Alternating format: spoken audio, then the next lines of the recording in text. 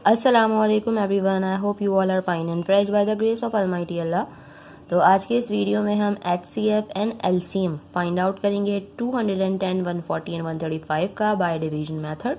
इस वीडियो के अंदर हम एक ही डिवीजन मेथड से HCF और LCM दोनों इजीली फाइंड आउट कर सकते हैं, वो मैं आपको बताने वाली हूँ। तो चलें जल्दी से स्टार्ट करते हैं अपनी वीडियो। यहाँ हमारे पास जो 3 वैल्यूज़ हैं वो हैं 210, 140 एंड 135। इन तीनों को हमने करना है डिवाइड।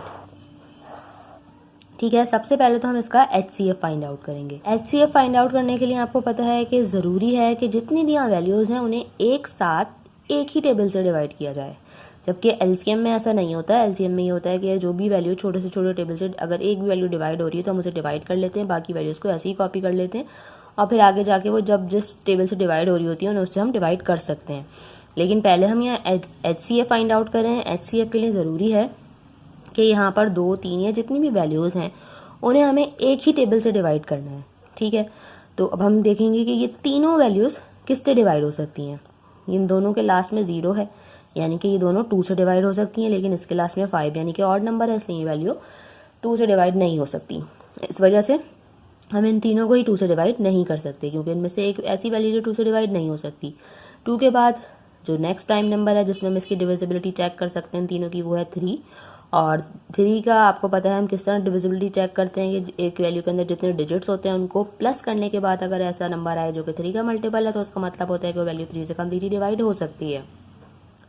तो अगर हम इन तीनों को प्लस करें, 2 + 1 3 और 3 + 0 3 ही रहेगा, यानी कि ये वैल्यू 3 से डिवाइड हो सकती है। 1 + 4 5, ये वैल्यू 3 से डिवाइड नहीं हो सकती। जब ये वैल्यू 3 से डिवाइड नहीं हो सकती तो हमें आगे की वैल्यूज़ को चेक करने की ज़रूरत ही नहीं है, क्योंकि हम इसे 3 से डिवाइड कर ही नहीं सकते, क्योंकि हमें एक ऐसी वैल्यू मिल गई जो कि 3 से डिवाइड नहीं हो सकती। 3 के बाद जो नेक्स्ट प्राइम नंबर है वो है 5, और 5 से किसी भी नंबर की डिविजिबिलिटी किस तरह चेक करते हैं कि अगर किसी वैल्यू के लास्ट में 0 या फिर 5 हो तो वो वैल्यूज़ 5 से इजीली डिवाइड हो सकती हैं। यहाँ पर हमारे पास देखिए 2 0 भी हैं और 5 भी, यानी कि तीनों वैल्यू 5 से डिवाइड हो सकती हैं। तो हम इसे 5 से डिवाइड करना स्टार्ट करेंगे। 5 के टेबल में लेकिन 21 नहीं आता, तो छोटा नंबर क्या आता है, वो आता है 20, और वो किस पर आता है, 4 पे। ठीक है, हमारे पास यहाँ रिमाइंडर 1 है, वो चला गया 0 के पास और ये बन गया 10। 5 के टेबल में 10 भी बिल्कुल आता है 2 पे। अब इसी तरह 5 के टेबल में 14 नहीं आता, तो छोटा नंबर आता है 10 और वो आता है 2 पे। यहाँ हमारे पास 4 रिमाइंडर है, वो चला गया 0 के पास और ये बन गया 40। 5 के टेबल में 40 भी बिल्कुल आता है 8 पे। अब यहाँ पे हमारे पास 135 है, हम स्टार्टिंग में 2 डिजिट्स लेंगे पहले। 5 के टेबल में 13 नहीं आता, तो छोटा नंबर आता है 10 और वो आता है 2 पे। यहाँ हमारे पास 3 रिमाइंडर है, वो चला गया 5 के पास और ये बन गया 35। 5 के टेबल में 35 बिल्कुल आता है 7 पे।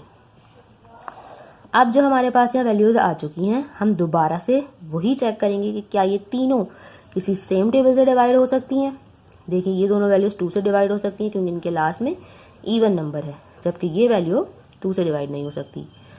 उसके बाद हम देखेंगे 3 से क्या इनमें से कोई वैल्यूज तीनों डिवाइड हो सकती हैं या नहीं। 4 + 2 6, 6 आपको पता है 3 का मल्टीपल है, यानी कि वैल्यू 3 से डिवाइड हो सकती है। 2 + 8 10, 10 आपको पता है 3 का मल्टीपल नहीं है, इसलिए वैल्यू 3 से डिवाइड नहीं हो सकती। आगे की हमें चेक करने की ज़रूरत ही नहीं। वैसे ये हो सकता है 3 से डिवाइड, लेकिन जब एक वैल्यू नहीं हो सकती तो हम इसे 3 से डिवाइड नहीं करेंगे। मीन्स जब 2 से नहीं हो सकता डिवाइड, ये तीनों 3 से नहीं हो सकते, 5 से नहीं हो सकते, और उसके अलावा देखिए 28 और उसके बाद फ़ौरन से 27 आ गया, तो पॉसिबल नहीं है कि कोई सा भी ऐसा टेबल हो जिससे ये दोनों एक साथ डिवाइड हो सकें। इट मीन्स कि हम इन तीनों वैल्यूज़ को अब किसी सेम टेबल से डिवाइड नहीं कर सकते। ठीक है, ये अलग अलग टेबल से डिवाइड हो सकती हैं सारी वैल्यूज़, लेकिन किसी सेम टेबल से डिवाइड नहीं हो सकती। जब भी किसी सेम टेबल से डिवाइड नहीं हो सकती तो उसका क्या मतलब है कि हमारे पास हमारा HCF आ चुका है और वो है 5। ठीक है, तो हमारा HCF है 5। अगर यहाँ हमारे पास और भी ऐसी वैल्यूज़ होती हैं और भी ऐसे जिनसे तीनों डिवाइड हो रही होती तो फिर हम उन सबको मल्टीप्लाई करते हैं, फिर हमें HCF पता चलता। लेकिन यहाँ हमारे पास सिर्फ 5 ही ऐसा नंबर था जो इन तीनों को डिवाइड कर सकता था। अब इन तीनों को कोई सेम टेबल डिवाइड नहीं कर सकता, इसलिए ये हमारा है HCF। अब बढ़ते हैं LCM की तरफ। अब इसी क्वेश्चन को कंटिन्यू करते हुए हम इसका LCM किस तरह फाइंड आउट करेंगे, वो भी बहुत ईजी है। हम इसी को कंटिन्यू करते हैं। उसमें क्या करेंगे, अब इनमें से जो वैल्यू जिससे डिवाइड हो रही है उसे हम डिवाइड करते हैं। जैसे कि ये दोनों वैल्यूज 2 से डिवाइड हो रही हैं तो हम इसे 2 से डिवाइड करते हैं। 2 के टेबल में 4 बिल्कुल आता है 2 पे, 2 के टेबल में 2 बिल्कुल आता है 1 पे, 2 के टेबल में 2 आता है 1 पे और 2 के टेबल में 8 आता है 4 पे। जबकि 27 के लास्ट में 7 इवन नहीं बल्कि ऑड नंबर है, इसलिए ये वैल्यू 2 से डिवाइड नहीं हो सकती, इसलिए 27 को हमने ऐसे ही कॉपी कर लेना है। अभी भी देखिए यहाँ पे एक वैल्यू ऐसी है जो 2 से डिवाइड हो सकती है तो हमने इसे 2 से ही डिवाइड करना है, और जो वैल्यूज 2 से डिवाइड नहीं हो सकती उन्हें ऐसे ही कॉपी कर लेना है। 2 के टेबल में 14 बिल्कुल आता है 7 पे।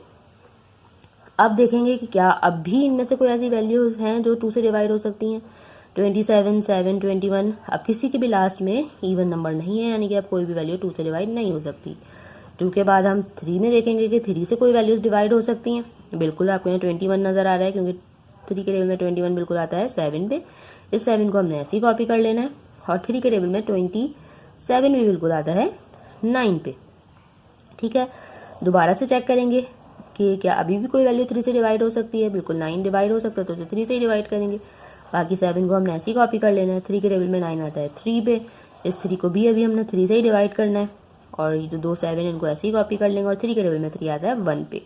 यहाँ हमारे पास ये जो 7 है, आपको पता है 7 जो है वो प्राइम नंबर है, इसके लिए हमें 7 को 7 से ही डिवाइड करना है। 7 के टेबल में 7 आता है 1 पे, और 7 के टेबल में 7 आता है 1 पे। यहाँ हमारे पास ऑलरेडी 1 आ चुका है। इन तीनों को अब हम कम्प्लीटली डिवाइड कर चुके हैं। अब हम इसका इजीली एलसीएम जो है वो फाइंड आउट कर सकते हैं, और एलसीएम फाइंड आउट करने के लिए क्या करना है, हमें इन सब को करना है एक साथ मल्टीप्लाई, और उसमें ये भी इंक्लूड करना है एचसीएफ वाला जो हमारा आंसर था जिससे हमने स्टार्ट में किया था डिवाइड करना, वो भी हमने इंक्लूड करना है।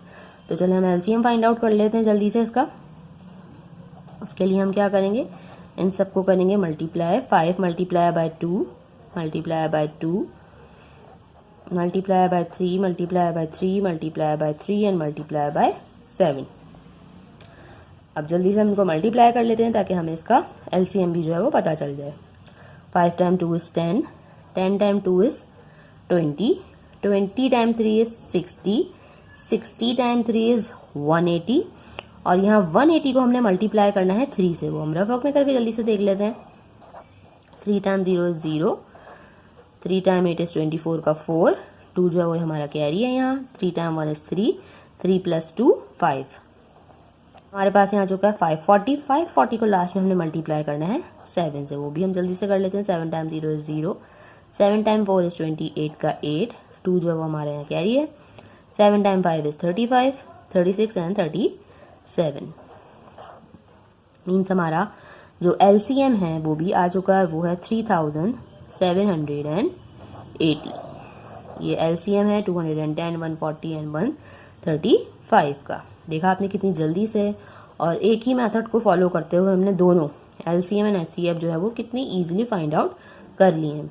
आई होप ये वीडियो आपको अच्छे से समझ आई है। अगर ये वीडियो आपको पसंद आई है तो इसे लाइक और शेयर जरूर करें, मेरे चैनल को भी सब्सक्राइब करें। इंशाल्लाह बहुत जल्द मिलती हूँ आपसे अपनी नेक्स्ट वीडियो में। अपना बहुत ख्याल रखिएगा। अल्लाह हाफिज़।